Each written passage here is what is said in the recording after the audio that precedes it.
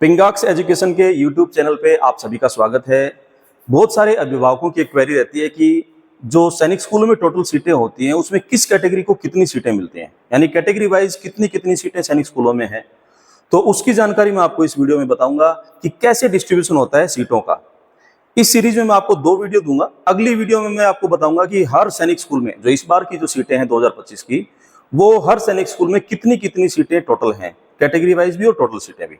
तो पहली वीडियो में मैं आपको बताता हूं कि कैसे सीटों का डिस्ट्रीब्यूशन है हर सैनिक स्कूल के लिए, किस तरह से होता है। जैसे एक एग्जांपल से समझते हैं।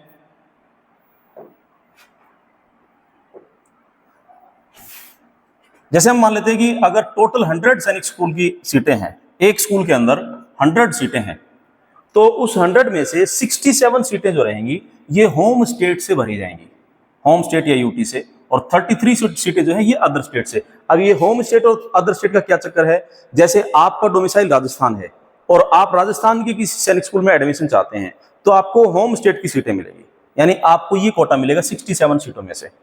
और यदि आप राजस्थान में अगर जैसे चित्तौड़गढ़ सैनिक स्कूल है वहां पे एडमिशन चाहते हैं और आपका डोमिसाइल कोई दूसरा स्टेट है, जैसे आप यूपी से हैं, बिहार से हैं, और आप यहाँ एडमिशन चाहते हैं राजस्थान में, तो उसमें फिर आपको इन 33 सीटों में से आपको जो सीटें उपलब्ध होंगी वो मिलेंगी। तो ये होम स्टेट का होता है। ऐसी हर स्टेट के लिए है। जो बिहार के बच्चे हैं उनके लिए बिहार के जो सैनिक स्कूल हैं जैसे नालंदा वगैरह, गोपालगंज वगैरह, तो वहां उनका होम स्टेट लगता है, तो उनको वहां पे सीटें ज्यादा मिलती हैं।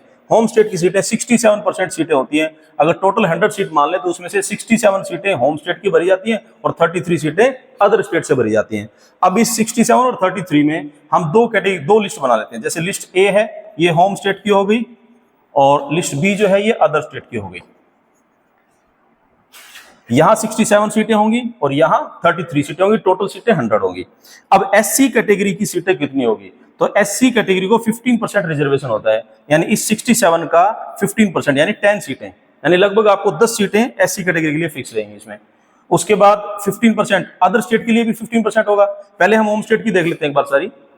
एसटी कैटेगरी को 7.5% रिजर्वेशन होता है, यानी 67 का 7.5% यानी 5 सीटें। ओबीसी एनसीएल, यहां ओबीसी में आप ध्यान रखना भी ओबीसी केवल नॉन क्रीमी वाला ही होता है, उनको ही यहां रिजर्वेशन मिलता है। अगर आप ओबीसी क्रीमी लेयर में आते हैं तो आपको फिर ये जो जनरल वाली सीटें हैं यहां पे आपको एडमिशन मिलता है। ओबीसी एनसीएल में 27% है और 67 का 27% होता है 18, यानी 18 सीटें। 100 अगर टोटल सीटें हैं तो उसमें से 18 सीटें होम स्टेट के जो बच्चे होंगे ओबीसी एनसीएल के उन्हें मिलेंगी। उसके बाद बैलेंस सीटें जो बाकी रह गई, अगर इन तीनों को हम 67 में से माइनस करें तो बाकी रहेगी 34। अब यहां डिफेंस की कैलकुलेशन होती है कि डिफेंस कैटेगरी के जो बच्चे हैं जिन्होंने अपनी कैटेगरी डिफेंस भरी है उनको जो डिफेंस का कोटा है उसके अकॉर्डिंग सीटें मिलेंगी 25%। इस बैलेंस जो सीटें हैं यानी 67 में से एससी एसटी और ओबीसी की सीटें हटाने के बाद जो 34 सीटें बचेंगी उसका 25% जो है वो डिफेंस के बच्चों को मिलता है। उसके बाद अब इस 9 को भी आप 34 में से माइनस कर दो तो जो बचता है 25, ये सीट होती है जनरल कैटेगरी की।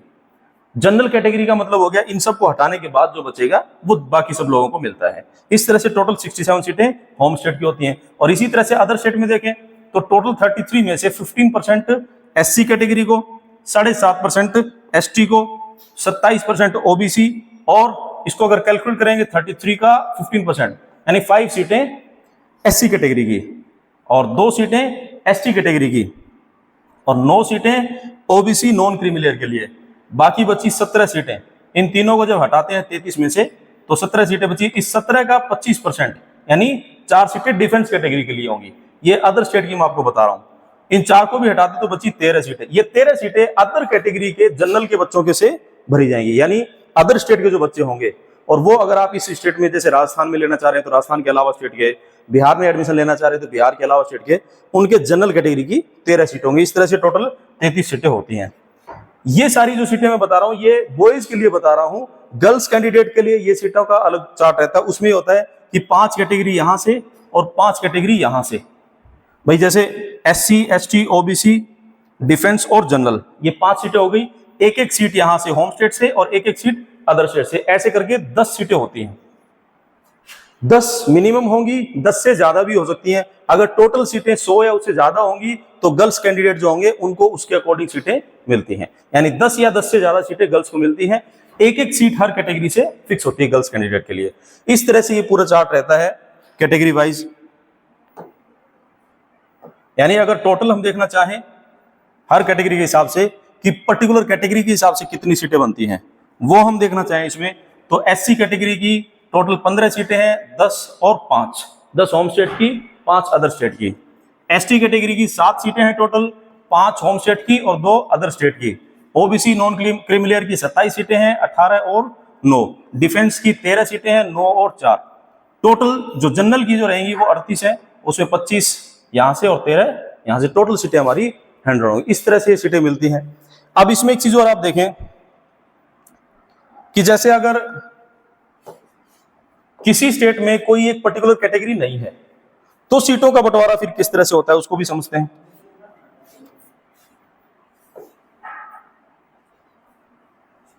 जैसे मान लेते हैं कि किसी एक स्टेट से एससी और